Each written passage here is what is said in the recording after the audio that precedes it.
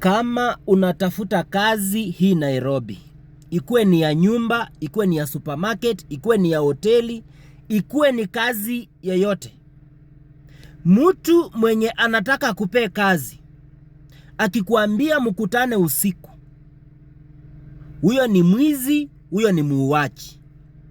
They want to kill you, wanataka kukumishandle, wanataka kukufanyia mambo mabaya.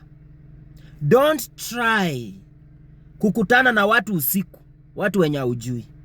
Wewe ni msichana wa nyumba, umekuwa ukitafuta kazi, ukiteseka from one point to another. Umekutana na mtu anakuambia uende kwake saa 3 usiku, saa 4 usiku, wengine mpaka saa 8 usiku, saa 5 usiku. Huyo ni mtu anataka kukuua. Na kwa sababu ya desperation ya kutafuta kazi, unafikiria aje ni kazi gani napeanwa usiku? What kind of job unaenda kupewa usiku? Mtu mwenye anakupea kazi akualike mchana, mkutane na yeye during the day, na mkutania mahali penye kazi iko.